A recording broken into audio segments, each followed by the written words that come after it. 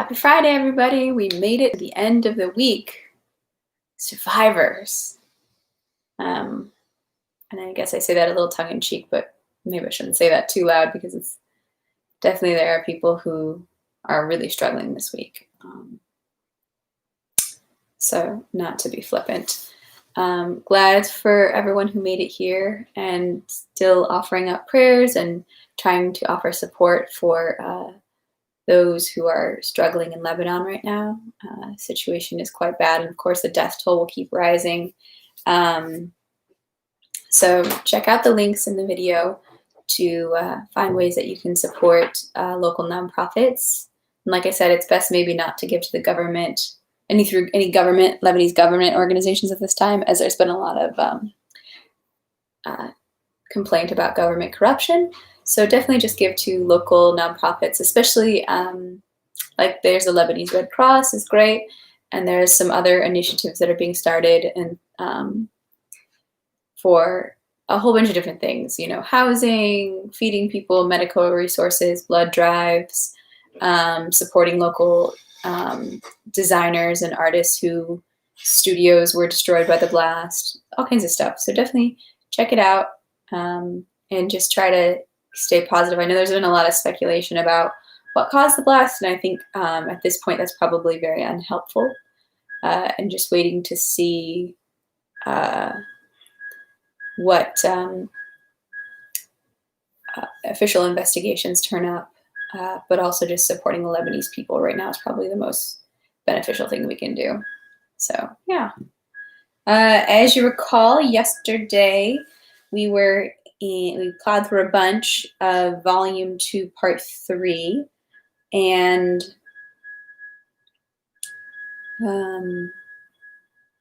we are going to do even more today, or maybe not even more, but still a bunch today. The Rostovs are getting ready to flee Moscow. There's been back and forth about the packing, the repacking, the unpacking, the repacking, the loading, the unloading, the reloading, and they finally decided to, while they have lots of valuables that they really would need to take with them, especially given their precarious financial situation, they've gone in the favor of people and life over things. So very admirable stance. And so they've unloaded as much of the stuff from their carts as they can to make room for a bunch of the wounded. And also in the middle of the night, the wounded that were staying in part of the house, also in the middle of the night, a carriage turned up with the wounded Prince Andrei, who is not dead as of yet. So we're hoping for a reunion for our cute young people and at least some reconciliation there.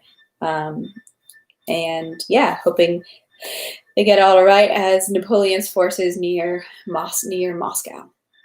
So yeah, we're going to do Volume 3, Part 3, Section 17 through 24 today. I have the live chat up, so feel free to say hi if you like, or if anything stands out to you, feel free to ask any questions and I will answer them as best I can. But let's just jump in, shall we?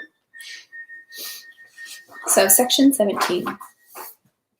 Towards 2 o'clock, the Rostovs' 4 carriages, harnessed, packed, stood by the entrance. The carts of the wounded were driving out of the courtyard one after another. The calèche in which Prince Andrei was being transported, driving past the porch, caught the attention of Sonia, who, along with a maid, was arranging a seat for the Countess in her enormous high carriage, which stood by the entrance. "Whose calèche is that?" asked Sonia, leaning out of the window of the carriage. "Don't you know, miss?" the maid replied. "The wounded prince. He spent the night here and is also going with us." "But who is he? What's his name?" It's our former fiancé himself, Prince Bolkonsky," the maid answered with a sigh. "They say he's dying." Sonia jumped out of the carriage and ran to the Countess. The Countess, already dressing for travel, in a shawl and hat, tired out, was pacing the drawing room, waiting for the household, so as to sit with the door closed and pray for their departure. Natasha was not in the room. "Maman," said Sonia, "Prince Andrei is here, wounded, dying. He's going with us." The Countess opened her eyes fearfully and, seizing Sonia's hand, looked around. "Natasha," she said. For both Sonia and the Countess, this news had in the first moment only one meaning. They knew their Natasha, and the dread of what would happen to her at this news stifled in them any sympathy for the man whom they both liked. "Natasha doesn't know yet, but he's going with us," said Sonia. "You say he's dying?" Sonia nodded her head. The Countess embraced Sonia and wept. The ways of God are inscrutable, she thought, feeling that in all that was now happening an almighty hand, which had previously been hidden from the people's eyes, was beginning to show. Well, Maman, everything's ready. What's the matter? Natasha asked, running into the room with an animated look. Nothing, said the Countess. Everything's ready, so let's go. And the Countess bent over her reticule to hide her upset face. Sonia embraced Natasha and kissed her. Natasha looked at her questioningly. What's wrong? What's happened? Nothing, no. Something very bad for me. What is it? The sensitive Natasha asked. Sonia sighed and said nothing. The Count, Petya, Madame Schloss, Mavra Kuzminishna, and Vasilich came into the drawing room, and having closed the door, they all sat down together and silently, not looking at each other, remained seated for several seconds. The Count got up first and with a loud sigh began crossing himself before the icon. They all did the same. The Count began to embrace Mavra Kuzminishna and Vasilich, who were to remain in Moscow, and while they tried to take hold of his hand and kissed his shoulder, he patted them lightly on the back, murmuring something vague and tenderly soothing. The Countess went to the icon room, and Sonia found her there, kneeling before the few remaining icons that hung here and there on the wall. The icons most precious for the family's past they brought with them. On the porch and in the courtyard, the servants who were leaving, armed by Petya with daggers and swords, their trousers tucked into their boots and tightly girded with belts and sashes, were saying goodbye to those who were staying. As is usual during a departure, many things were forgotten or wrongly packed, and for some time 2 liveried postilions stood on either side of the open door and steps of the carriage, ready to help the Countess in, while maids ran about with pillows and bundles from the house to the carriage, the caleche, the britska, and back. They eternally forget everything, said the Countess. Why, you know I can't sit like that. And Dunyasha, clenching her teeth and not replying, with an expression of reproach on her face, rushed into the carriage to rearrange the seat. Ah, these folk, said the Count, shaking his head. The old coachman, Efim, who was the only one with whom the Countess would venture to ride, sitting high up on the box, did not even turn to look at what was happening behind him. He knew with his 30 years of experience that it would be a while before they told him, Godspeed, and that once they had told him, they would stop twice more and send for things they had forgotten, and after that would stop him once again, and the Countess herself would stick her head out and beg him in Christ's name to drive more carefully on the descents. He knew it and therefore waited for what was to come more patiently than his horses, especially the chestnut on the left, Sokol, who pawed the ground and clamped at his bit. At last everyone was seated, and the steps were folded and flipped back into the carriage. The door banged shut, the strong box was sent for, the Countess leaned out and said what she ought. Then Efim slowly took off his hat and began crossing himself. The postilion and all the servants did the same. Godspeed, said Efim, putting back on his hat. Whip him up! The postilion started the horses. The right trace horse lunged into the collar. The high springs creaked and the body rocked. A footman jumped up on the box in motion. The carriage jolted as it drove out of the courtyard onto the bumpy pavement. The other equipages jolted in the same way, and the train started up the street. Everyone in the carriage, the caleche, and the britska crossed themselves before the church across the street. Those staying in Moscow walked on both sides of the equipages, seeing them off. Natasha had rarely experienced such a joyful feeling as she experienced now, sitting in the carriage next to the Countess and gazing at the walls slowly moving past her of alarmed, abandoned Moscow. She occasionally leaned out of the carriage window and looked up and down the long train of wounded that preceded them. Almost at the head of it, she could see the closed top of Prince Andrei's caleche. She did not know who was in it, and each time she looked over the extent of her train, she sought that caleche with her eyes. She knew it was at the head of them all. From Nikitskaya, from Presnya, from Podnivsky Boulevard, several trains like the Rostovs came together in Kudrino, and now 2 lines of carriages drove down Sadovaya. Driving down around the Sukhareva Tower, Natasha, who was curiously and quickly studying the people driving and walking by, suddenly cried out with a joyful surprise, Good heavens, Mamma! Sonia, look, it's him! Who? Look, for God's sake, it's Bazukov, said Natasha, leaning out of the carriage window and gazing at a tall, fat man in a coachman's caftan, obviously a disguised gentleman by his gait and bearing, who, side by side with a sallow, beardless little man in a frieze overcoat, was walking out from under the archway of the Sukhareva Tower. By God, it's Bazukov in a kaftan, with some sort of little old boy. By God, said Natasha, look! No, it's not him. How can you talk such nonsense? Mamma, Natasha shouted, it's him. I'll bet you anything. I assure you. Wait, she shouted to the driver, but the driver could not stop, because more carts and carriages were driving out of Meshkenskaya Street, and they were shouting at the Rostovs to move on and not hold up others. Indeed, though now much further away than before, all the Rostovs saw Pierre, or a person extraordinarily like Pierre, in a coachman's caftan, walking down the street with a bowed head and a serious face beside a little beardless old man who looked like a footman.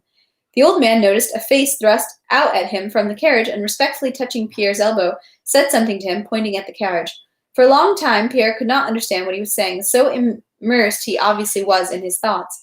When he finally understood him, he looked in the direction he was pointing in, and recognizing Natasha, yielded to his first impression that same second and quickly made for the carriage. But having gone some 10 steps, he evidently remembered something and stopped. Natasha's face, thrust out of the carriage window, beamed with mocking tenderness. "Pyotr Kirillovich, come here, we recognize you. It's astonishing," she shouted, giving him her hand. "How can it be? Why are you like this?"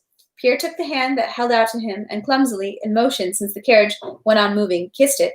"What's the matter with you, Count?" the Countess asked in an astonished and commiserating voice. What? Why, don't ask me," said Pierre, and he glanced at Natasha, whose radiant, joyful face, he felt it without glancing at her, poured its loveliness upon him. "But you're not staying in Moscow, are you?" Pierre was silent for a moment. "In Moscow?" he said questioningly. "Yes, in Moscow. Goodbye." "Ah, I wish I were a man. I'd certainly stay with you." "Ah, that's so good," said Natasha. "Mamma, please let me stay." Pierre looked distractedly at Natasha and was about to say something, but the Countess interrupted him. "You were in the battle, we've heard?" "Yes, I was," said Pierre. "Tomorrow there will also be a battle," he began, but Natasha interrupted him. "What's the matter with you, Count? You don't look yourself." "Ah, don't ask me. I know nothing myself. Tomorrow. But no, goodbye, he said. "Terrible times." And dropping behind the carriage, he went back to the sidewalk. Natasha leaned out the window for a long time, beaming at him with her tender and lightly mocking, joyful smile. Section 18. Pierre, still disappearing from his house, had been living since disappearing from his house, had been living for 2 days in the empty apartment of the late Bazdiv. Here is how it happened.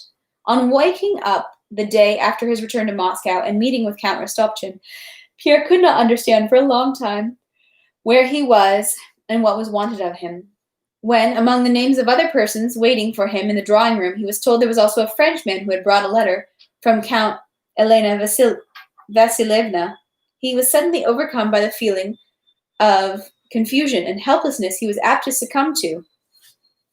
He suddenly imagined that everything was over now, everything was mixed up, everything was destroyed, and that no one was right or wrong, that there was nothing in the future, and there was no way out of this situation. Smiling unnaturally and muttering something, he sat on the sofa in a helpless pose, then got up, went to the door, peeked through the crack into the waiting room, then waving his hands went back and picked up a book. The butler came for a second time to inform Pierre that the Frenchman who had brought the letter from the Countess wished very much to see him, at least for a moment, and that someone had come from the widow of I.A. Bazdiv, asking him to take the books, since Mrs. Bazdiv herself had left for the country. "Ah, yes, at once. Wait a moment. Or no, go and tell them I'll come at once," Pierre said to the butler. But as soon as the butler left, Pierre took his hat, which was lying on the table, and left by the back door of his study. There was no one in the corridor. Pierre walked the whole length of the corridor to the stairway, and wincing and rubbing his forehead with both hands, went down to the first floor landing. The porter was standing by the front door.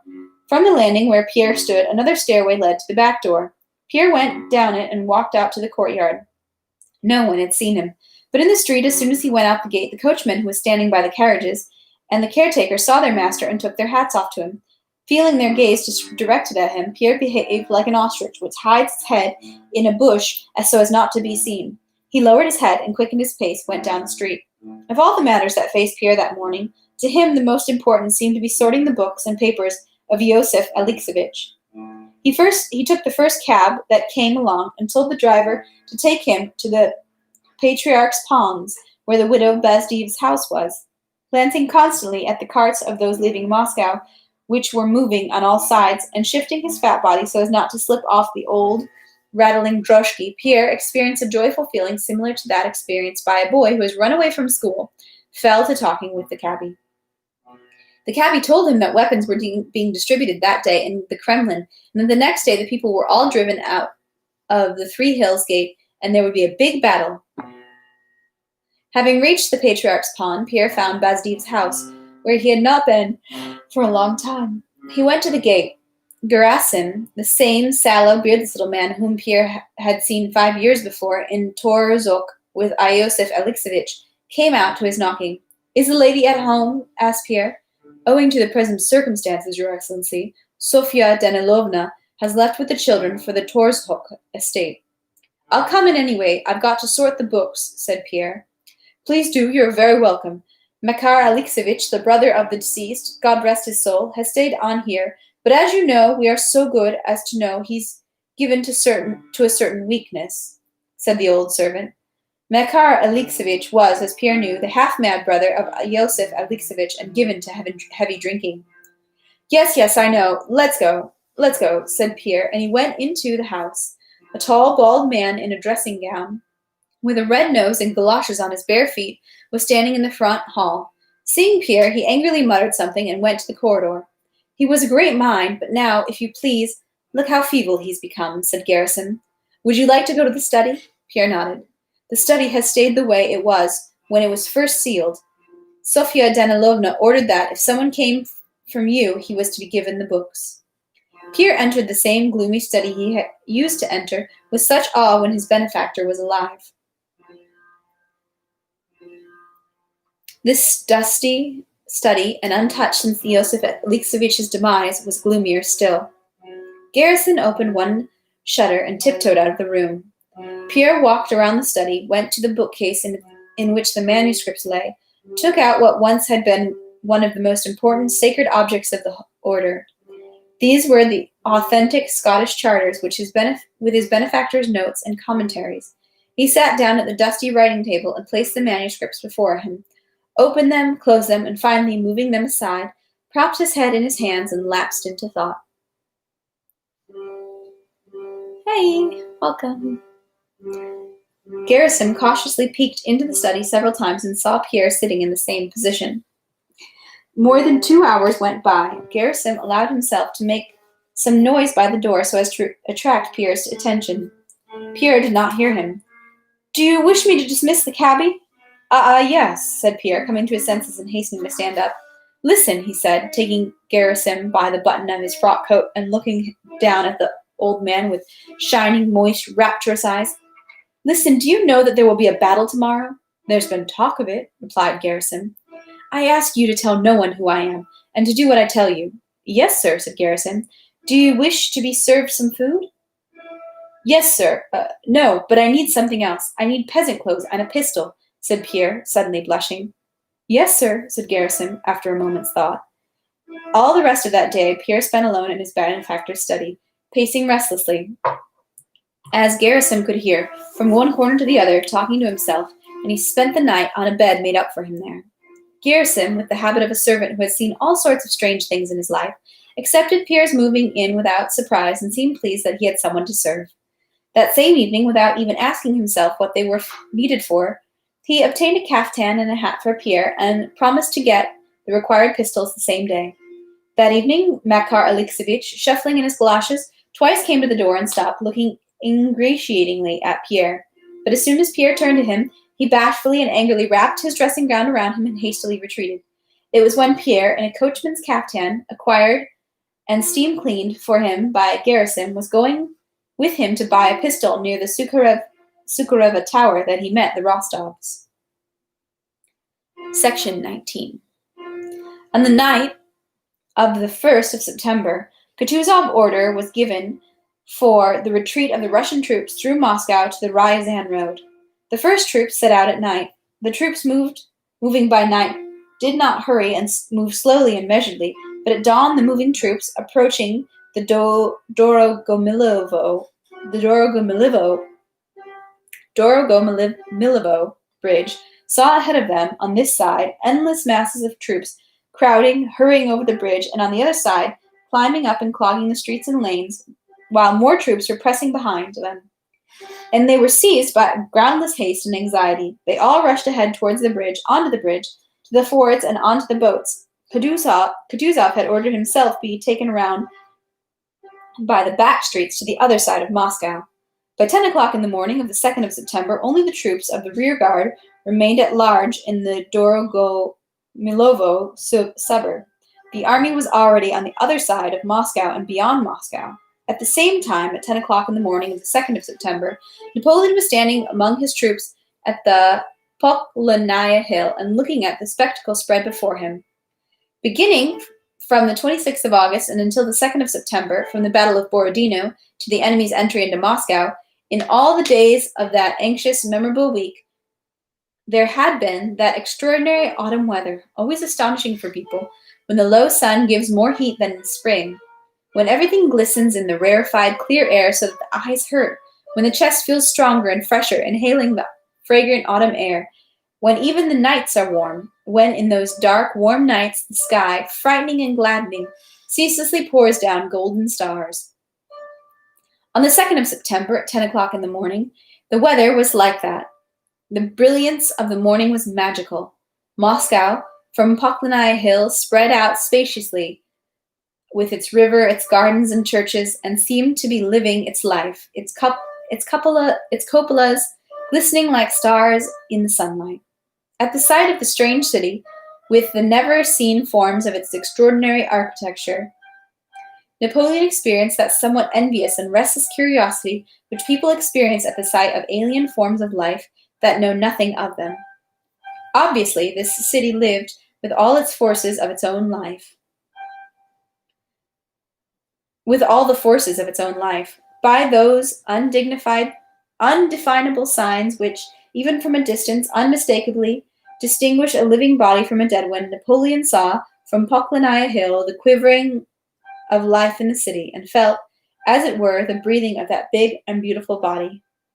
Every Russian looking at Moscow feels that she is a mother. Every foreigner looking at her and not knowing her maternal significance must feel the feminine character of this city, and Napoleon felt it. Cette ville asiatique aux innobles églises, Moscow le sainte. La voilà donc enfin, cette fameuse ville. Il était temps. This Asiatic city with her numberless churches, holy Moscow. So here she is at last, this famous city. It was time, said Napoleon, and getting off his horse, he ordered a map of this Moscow spread out before him and summoned the interpreter le long de Adville. Une ville occupée par l'ennemi ressemblait à une fille qui a perdu son honneur. A city occupied by the enemy is like a girl who has lost her honor, he thought, as he had said to Tuchkov in Smolensk. And from that point of view, he looked for the first time upon the oriental beauty lying before him. It was strange for him that his long-standing wish, which had seemed impossible, had finally been fulfilled. In the clear morning light, he looked now at the city, now at the map, checking the details of the city, and the certainty of possession excited and awed him. But how could it be otherwise, he thought. Here it is, this capital, at my feet, awaiting her destiny. Where is Alexander now, and what is he thinking? A strange, beautiful, majestic city, and a strange, majestic moment. In what light do they see me, he thought of his troops. Here it is, the reward for all those of little faith, he thought, and looking at his retinue, and at the troops approaching and forming up. One word from me, one movement of my hand, and this ancient capital des Halles is destroyed. Mais ma clémence est toujours propre à descendre sur les vaincus. But my clemency is always swift to descend upon the vanquished. I must be magnanimous and truly great. But no, it's not true that I'm in Moscow. Suddenly came into his head. Yet here she is lying at my feet, her golden cupolas and crosses playing and glistening in the sunlight. But I will spare her. On the ancient monuments of barbarism and despotism, I will write the great words of justice and mercy. Alexander will take precisely that most painfully of all. I know him. It seemed to Napoleon that the main significance of what was happening lay in his personal struggle with Alexander. From the heights of the Kremlin, yes, that's the Kremlin, I will give them the laws of justice. I will show them the meaning of true citizenship. I will make the generations of boyars remember the name of their conqueror with love. I will tell their deputation that I did not and do not want war, that I have waged war only with the faulty policy of their court, that I love and respect Alexander, that I will accept the conditions of peace in Moscow, which are worthy of me and of my people. I do not want to use the fortunes of war to humiliate humiliate a respected sovereign. Boyars, I will tell them, I did not want war. I want peace and the well-being of all my subjects. However, I know that their presence will inspire me, and I will speak to them as I always do, clearly, solemnly, and grandly. But can it be that true that I'm in Moscow? Yes, there she is. Quand même les boyards. He turned to his suite. A general with a brilliant suite galloped off at once for the boyards. 2 hours went by. Napoleon had lunch and again stood in the same place on Poklonaya Hill waiting for the deputation. His speech to the boyars had already taken clear shape in his imagination. This speech was filled with dignity and with grandeur as Napoleon understood it. He himself was carried away by the tone of magnanimity he intended to employ in Moscow. In his imagination, he appointed days for the reunion dans le Palais des Arts, where Russian dignitaries would get together with the dignitaries of the French emperor. He mentally appointed a governor who would be able to attract the populace to him. Having learned that there were many charitable institutions in Moscow, he decided in his imagination that all these institutions would be showered with his favors. He thought that, as in Africa, he had to sit in a burnous in a mosque, so in Petersburg he had to be merciful like the Tsars. And so as to definitively touch the hearts of the Russians, he, like all Frenchmen, who could not imagine anything sentimental without mentioning ma chère, mon tendre, ma pauvre mère, he decided that he would write in large letters on all those institutions, Establishment dédié à ma chère mère. No, simply, Maison de mère, de ma mère, he decided to himself. But can it be that I'm in Moscow? Yes, there she is in front of me. But why is the deputation from the city so long in appearing? He thought. Meanwhile, at the back of the emperor's suite, a worried debate was going on in whispers among his generals and marshals. Those sent for the deputation had come back with the news that Moscow was empty, that everyone had left. The faces of the debating men were pale and worried. They were frightened, not by the fact that Moscow had been abandoned by its inhabitants, important as that event might seem, but how to announce it to the emperor, how, without putting his majesty into the painful position known to the French as le ridicule, to announce to him that he had been awaiting the boyars so long for nothing, and that there were crowds of drunken men and nothing else. Some said that at least some of the deputation had to be assembled. Others argued against that opinion and insisted that they had to prepare the emperor cautiously and intelligently and tell him the truth. Il faudra le lui dire tout de même, said the gentleman of the suite. Mais, messieurs, the situation was the more difficult in that the emperor, thinking over his plans for magnanimity, was patiently walking up and down in front of the map, occasionally glancing from under his hand at the road to Moscow and smiling cheerfully and proudly.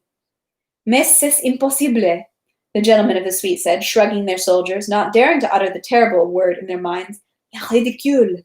Meanwhile, the emperor, tired of vainly waiting and sensing with his actor's intuition that the majestic moment, having gone on too long, was beginning to lose its majesty, made a sign with his hand. The solitary shot of a single gun rang out, and the troops that surrounded Moscow on all sides moved into the city through the Tver, Kaluga, and Dorgomilova gates. Quicker and quicker, overtaking each other, the troops moved at a rapid walk or at a trot, disappearing in the clouds of dust they raised, filling the air with merging noise of their cries. Drawn along by the movement of the troops, Napoleon went with them as far as the Dorgomilova gate, and there they stopped again, and getting off his horse, paced for a long time by the Kamarkolesky rampart, awaiting the deputation. Section 20. Meanwhile, Moscow was empty. There were still people in it, but there was still a 50th part of all the former inhabitants left in it, but it was empty. It was empty as a drying out, queenless beehive is empty. There is no life in a queenless beehive, but to a superficial glance it seems as alive as the others. In the hot days of the noonday sun, the bees hover just as merrily around a queenless hive as around other living hives, but from afar it has the same smell of honey. Bees fly in and out in the same way, but we need only take a closer look at it to realize that there is no longer any life in this hive. The bees do not fly in the same way as in a living hive. The smell is not the same. It is not the same sound that strikes the beekeeper's ear. To the beekeeper's tapping on the wall of an ailing hive, instead of all the former instantaneous, concerted response, the hissing of tens of thousands of bees, menacingly tucking their behinds under and producing this vital, airy sound of the rapid beating of their wings, there comes in response a scattered buzzing that resonates at various points of the empty hive. The entrance does not give out, as before, a spirituous, fragrant smell of honey and venom. No feeling of the warmth of fullness come from it, but the smell of honey is mingled with the smell of emptiness and rot. At the entrance there is no more sentinels ready to defend it to the death, their behinds turned up, sounding the alarm. There is no longer that measured and quiet sound, the throbbing of work, like the sound of seething water, but one hears the discordant, scattered noise of disorder. Black, elongated, honey-smeared robber bees fly in and out of the hive, warily and swiftly. They do not sting, but slip away from danger. Formerly, only laden bees flew in and empty bees flew out. Now laden bees fly out. The beekeeper opens the lower chamber and peers into the lower part of the hive. Instead of black strands of juicy bees, pacified by labor, that formerly hung down to the very bottom, holding each other's legs and drawing out the wax with an incessant whisper of labor, sleepy, dried-up bees wander absent-mindedly in various directions over the bottom and sides of the hive. Instead of a floor nearly plastered with glue and swept by fanning wings, the bottom is covered with crumbs of wax, bee excrement, and bees, half dead, barely moving their legs, or completely dead and not cleared away. The beekeeper opens the upper chamber and examines the superhive. Instead of solid rows of bees covering all the spaces between the combs and warming the brood, he sees the artful, complex workmanship of the combs, but no longer in the virginal form they used to be. Everything is neglected and dirty. Robbers, the black bees, dart swiftly and stealthily over the works. The native bees, dried up, shrunken, sluggish, as if old, wander about slowly, hindering nothing, desiring nothing, having lost the awareness of life. Drones, hornets, bumblebees, butterflies beat senselessly against the walls of the hive in their flight. Here and there among the cells with their dead brood and honey, an angry grumbling is occasionally heard from different sides. In one place, two bees, cleaning the nest by old habit and memory, assiduous, overstraining, drag away a dead bee or a bumblebee, not knowing themselves why they are doing it. In another corner, another two old bees fight lazily, or clean themselves, or feed each other, not knowing themselves whether they are doing it out of hostility or friendship. In a third place, a crowd of bees, crushing each other, attack some victim and beat and smother it, and the weakened or dead bee, slowly, lightly, like a bit of fluff, falls from above into the heap of corpses. The beekeeper opens two central frames so as to see into the nest, where formerly the entire space was covered by the black circles of thousands of bees, sitting tightly back to back, guarding the lofty mysteries of generations. He now sees hundreds of dejected, half-alive, and somnolent husks of bees. They are almost all dead, not knowing it themselves, sitting over the sacred thing they were guarding, which is no longer there. They smell of decay and death. Only some of them stir, rise, fly sluggishly, and land on the enemy's hand, not strong enough to die, stinging him. The rest, dead, sift about lightly like fish scales. The beekeeper closes the frame, marks the hive with chalk, and when he finds time, breaks it open and burns it out. So Moscow was empty when Napoleon, weary, restless, and scowling, paced back and forth by the Clemency rampart, awaiting to his mind, with a necessary, even external observance of propriety, a deputation. In various corners of Moscow, only a few people still stirred meaninglessly, keeping to old habits and not understanding what they were doing. When, with the due caution, it was announced to Napoleon that Moscow was empty, he glared angrily at the one who announced it, and turning away, went on pacing in silence. "Bring my carriage," he said. He got into the carriage beside the adjutant on duty and drove to the outskirts. Moscow déserte, quel événement invraisemblance, he said to himself. Moscow deserted? What an unlikely occurrence. He did not drive into the city, but stayed at an inn in the suburb of Dorgo-Milovo. Le coup de théâtre avait traité.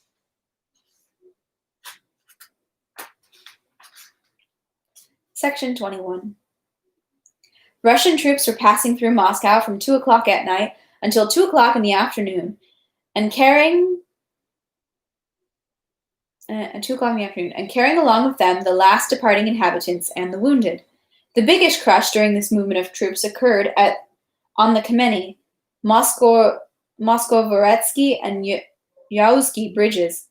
At the time when, after dividing in two along the Kremlin, the troops jammed together on the Moscovoretsky and Clemency bridges, a great number of soldiers, taking advantage of the pause and the congestion, turned back from the bridges and darted furtively and silently past Basil the Blessed and under the Borovitsky gate, back up the hill to Red Square, where by some intuition they sensed that other people's things could be taken without trouble.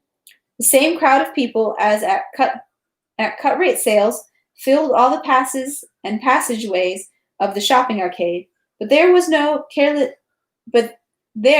caressingly sweet, enticing voices of shopkeepers. There were no peddlers or motley crowds of women shoppers. There were only the uniforms and greatcoats of soldiers without guns, silently coming out of the rows, laden, and going in unladen. The shopkeepers and assistants, there were few of them, walked among the soldiers like lost men, unlocking and locking up their shops, carrying their goods off somewhere themselves with the help of some stalwart young men. On the square of the shopping arcade, drummers stood and beat to muster, but the sound of the drum did not make the looting soldiers come running to the call as formerly, but on the contrary made them run further away from the drum. Among the soldiers in the shops and passageways, people in grey caftans and with shaved heads could be seen.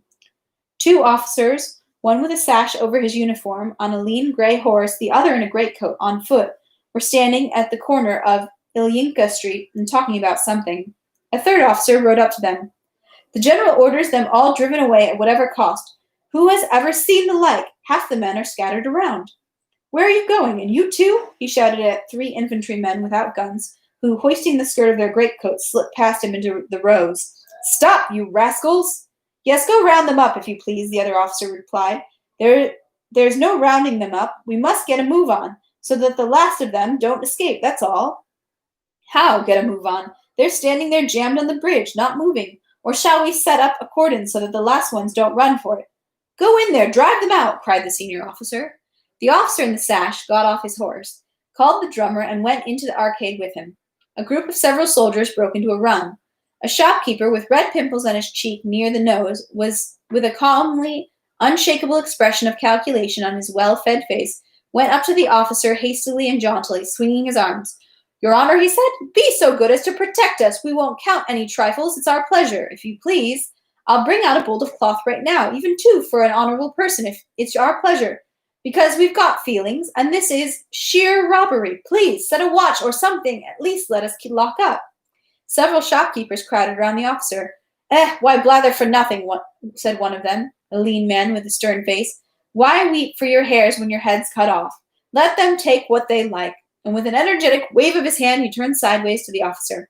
It's all right for you to talk, Ivan Sidorich, the first shopkeeper said angrily. Please, Your Honor. It's all right for me to talk, is it? Said the lean one, cried. I've got 100,000 worth of good in 3 shops here, as if I can keep it when the army's gone. You folk. Man proposes, God disposes. Please, Your Honor, the first shopkeeper repeated, bowing. The officer stood perplexed, and hesitation could be seen in his face. What business is it of mine? He cried suddenly, and walked with quick steps down the row. From one open shop came the sound of blows and abuse, and just as the officer reached it, a man in a grey coat with a shaved head was sent flying out of the door. This man, bending double, flashed past the shopkeepers and the officer. The officer fell upon the soldiers who were in the shop, but just then the terrible cries of an enormous crowd came up from the Moscovoretsky bridge, and the officer ran to the square. What is it? What is it? He asked. But his comrade was already galloping in the direction of the cries, past Basil the Blessed. Basil the Blessed? Basil the Blessed. The officer got on his horse and followed him. When he rode up to the bridge, he saw 2 cannon dismounted from their carriages, infantry going across the bridge, several overturned wagons, several frightened faces, and the laughing faces of soldiers. Near the cannon stood a cart hitched to 2 horses. Behind the cart, 4 wolfhounds in collars pressed up close to the wheels. The cart was heaped with chattels, and at the very top sat a child's chair turned up, and next to a child's chair turned legs up sat a woman, shrieking piercingly and desperately. His comrades told the officer that the cries of the crowd and the shrieking of the woman came from the fact that General Ermolov had come upon this crowd and learning that the soldiers had scattered to the shops and crowds of inhabitants were blocking the bridge, had ordered the cannon dismounted from their carriages and pretending that he was about to fire on the bridge. The crowd, overturning the carts, crushing each other, crying desperately, shoving, had cleared the bridge, and the troops were now moving forward. Oh my goodness. Seriously, guys. Classic. Section 22. The city itself, meanwhile, was empty. There was almost no one in the streets. The gates and shops were locked. Here and there, around the pothouses, solitary shouts or drunken singing could be heard. No one drove through the streets. The footsteps of pedestrians were rarely heard. Poverskaya Street was completely quiet and deserted. In the huge courtyard of the Rostovs' house, leftover hay and dung from the cart horses lay about, and not a single person was to be seen. In the big drawing room of the Rostovs' house, where all their belongings had been left behind, there were two people. There were the yard porter, Ignat, and the servant boy, Mishka, Vasilich's grandson, who had stayed in Moscow with his grandfather. Mishka opened the clavichord and played on it with one finger. The yard porter, arms akimbo, smiling joyfully, stood before the big mirror. "That's neat, though, eh, Uncle Ignat?" said the boy, suddenly beginning to bang on the keys with both hands. "See there," replied Ignat, marveling at the smile spreading across his face in the mirror. "Shameless, really shameless." The voice of Mavra Kuzminishna, who had come in quietly, spoke behind them. "Look at you, fat mug baring your teeth. That's all you're good for. Nothing's been tidied up. Vasilich is running his feet off. Just you wait." Ignat stopped smiling, and straightening his belt and lowering his eyes obediently, started out of the room. "I did it gently, Auntie," said the boy. "I'll give it to you gently, rapscallion," cried Mavra Kuzminishna, swinging her arm at him. "Go start the samovar for your grandfather." Mavra Kuzminishna, wiping the dust off, closed the clavichord, and with a heavy sigh left the drawing room and locked the door. Going out to the courtyard, Mavra Kuzminishna wondered where to go next, to have tea with Vasilich in the wing, or to the pantry to put away what had not been put away yet. In the quiet street there was the sound of quick footsteps. The footsteps stopped by the door in the gate. The latch rattled under a hand that tried to open it. Mavra Kuzminishna went up to the gate. "What do you want?" "The Count, Count Ilya Andreich Rostov." "But who are you?" "I'm an officer. I must see him," said a pleasant and gentlemanly Russian voice. Mavra Kuzminishna opened the gate. An officer of about 18, with a round face of a type resembling the Rostovs, came into the courtyard. "They're gone, dearie. Left yesterday afternoon, if you please," Mavra Kuzminishna said kindly. The young officer, standing in the doorway as if undecided whether to go in or not, clucked his tongue. "Ah, how vexing," he said. "Yesterday I should have. Ah, what a pity." Mavra Kuzminishna, meanwhile, was attentively and sympathetically studying the familiar features of the Rostov breed in the young man's face and the worn greatcoat and down-at-heels boots he had on. "What did you want the Count for?" she asked. "Ah, well, nothing to be done," the officer said vexedly, and grasped the door as if intending to leave. Again he stopped in indecision. "You see," he said suddenly, "I'm a relative of the Count's, and he's always been very kind to me. Well, so you see," he looked at his cloak and boots with a kind and cheerful smile, "I'm a bit shabby, and I've got no money, so I wanted to ask the Count." Mavra Kuzminishna did not let him finish. "You wait one little minute, dearie, just one little minute," she said, and as soon as the officer let go of the gate, Mavra Kuzminishna turned, and with a quick, old womanish step, went to her wing in the backyard. While Mavra Kuzminishna was running to her room, the officer, lowering his head and gazing at his torn boots, strolled about the courtyard, smiling slightly. "What a pity I didn't find my uncle, but she's a nice old woman. Where did she run off to? And how am I going to find out what streets it will be closest for me to catch up with my regiment, which must by now be approaching the Rogozsky Gate," the young officer was thinking. Just then, Mavra Kuzminishna, with a frightened and at the same time determined face, carrying a folded checkered handkerchief in her hands, came around the corner. While still a few steps away, she unfolded the handkerchief, took a white 25-ruble note from it, and hastily handed it to the officer. If His Excellency were at home, goodness knows he'd have given it to you, since you're a relation, so maybe now, Mavra Kuzminishna became timid and confused. But the officer, not refusing and not hurrying, took the note and thanked Mavra Kuzminishna. If the Count had been at home, Mavra Kuzminishna kept saying apologetically, Christ be with you, dearie.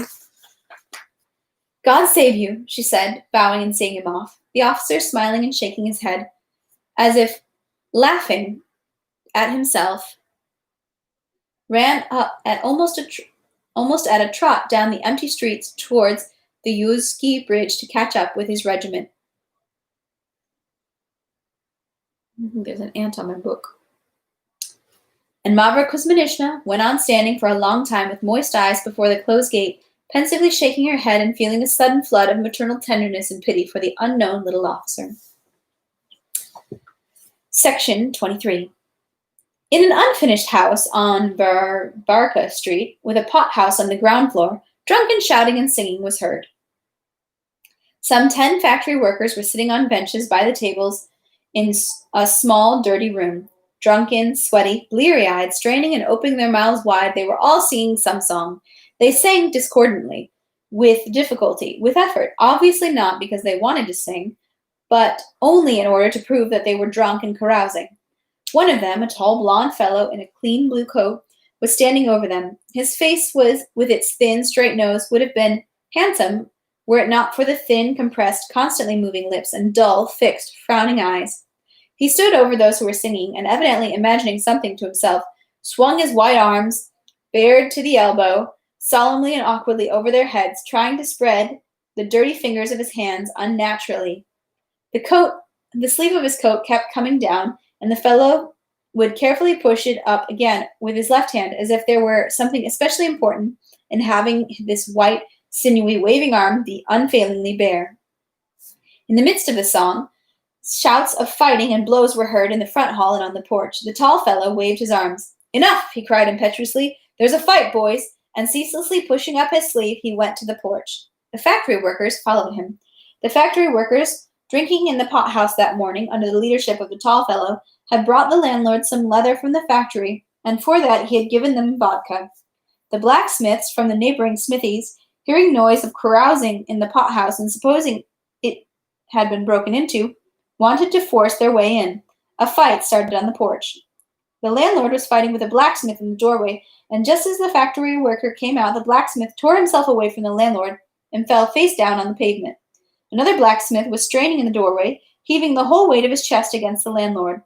The fellow with the pushed-up sleeve, still in motion, hit the blacksmith straining in the doorway in the face and shouted wildly, Hey, they're beating our boys!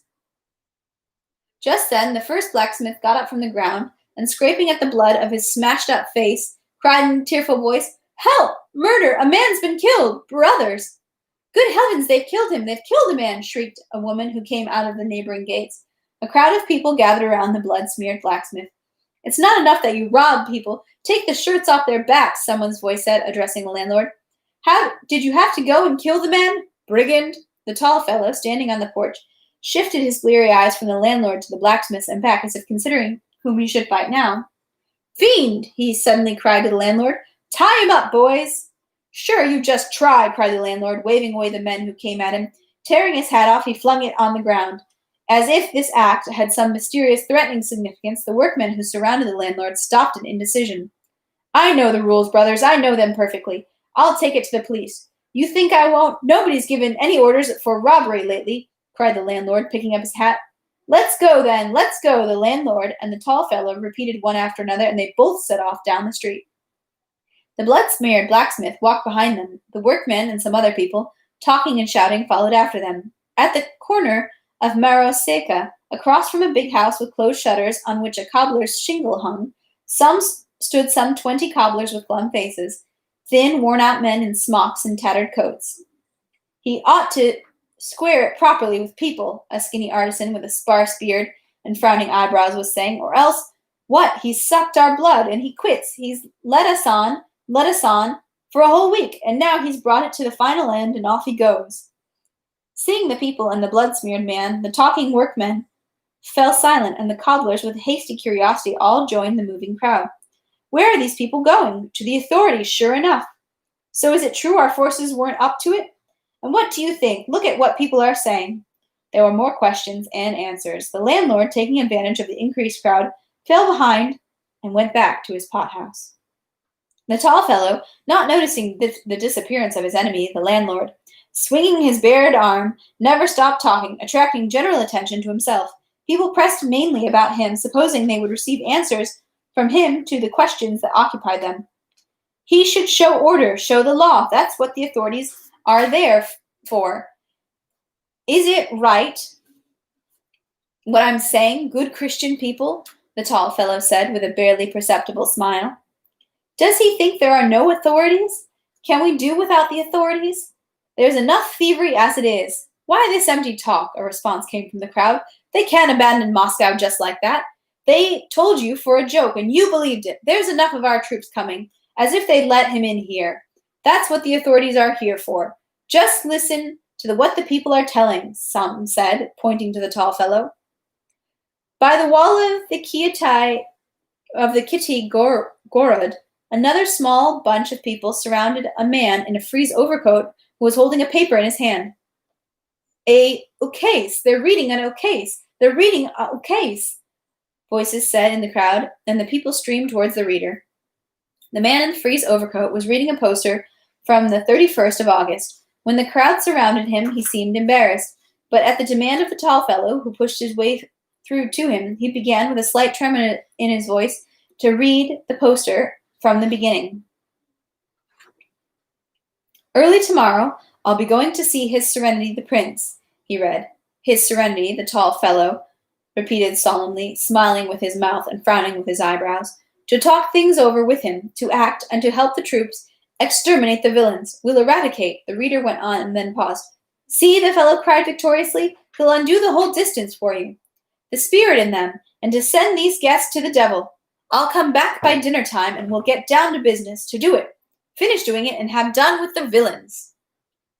The last words were read by the reader amidst total silence. The tall fellow hung his head sadly. It was obvious that no one understood these last words. In particular, the words, I shall come by dinner time tomorrow, clearly even upset both the reader and the listeners. People's understanding was tuned to a higher pitch, and this was too simple, needlessly simple. It was something any of them could have said, that a new case issued from the highest authority, and that a new case issuing from the highest authority therefore could not say. They all stood in dejected silence. The tall fellow moved his lips and swayed silently. Let's ask him. Is it him himself? Sure, try asking him. Why not? He'll show. And suddenly came from the back rows of the crowd, and general attention turned to the police chief's drosky, which was driving out to the square, accompanied by 2 mounted dragoons. The police chief, who had gone that morning at the count's order to burn the barges, and who, on the occasion of this errand, had made a large sum of money, which at that moment was in his pocket, saw the crowd of people moving towards him and ordered his coachman to stop. Who are these people? He cried to the men who were approaching the droshky singly and timidly. Who are these people, I ask you? The police chief repeated without getting an answer. Your Honor, said the clerk in the frieze overcoat, Your Honor, in accordance with the proclamation of His Excellency the Count, we wish to serve, not sparing their lives. They wish to serve, not sparing their lives. It is not some sort of mutiny, but as His Excellency the Count said. The Count hasn't left. He's here, and there will be an order concerning you, said the police chief. Drive on, he said to the coachman. The crowd stopped, clustering around those who heard what the official said, and gazing at the departing droshky. The police chief glanced back fearfully at that moment and said something to the coachman, and his horses picked up speed. It's a trick, boys! Take us to the man himself, cried the voice of the tall fellow. Don't let him go, boys. Let him give an accounting. Hold him. Voices shouting, and the people went running after the droshky. The crowd talked noisily. Followed the police chief in the direction of Lubyanka. What? The gentry and the merchants have all gone, and we're to perish for that? What are we, dogs or something? Was frequently heard among the crowd. And that is where we will stop today. I misspoke when I said section 24. We're just reading it up until 24 today. So we will stop there, ladies and germs. Thank you for tuning in. it's just sad how, in the end, like the poor people are left to it, and then, and there's always, opportunists in the crowd taking advantage of the soldiers, the peasantry, but especially it feels bad the soldiers as they're like leaving the city behind, or like robbing shopkeepers. But isn't that always the way? Someone's always gonna make a buck, which I feel like is sadly the case, even a lot of current events. Oh, humanity doesn't change much, I suppose. But all right, that is that. Thank you for tuning in. I hope you guys had a great week, and I hope you have a wonderful weekend. Keep staying safe as you can, healthy, and see what ways you can contribute and do good. Like I said, there's plenty of links to support racial justice through Black Lives Matter and other organizations and petitions that can sign, and also several ways you can support the Lebanese people through the catastrophe that they're facing right now. So do what you can. Thank you so much. Have a great day and a great weekend. See you on Monday.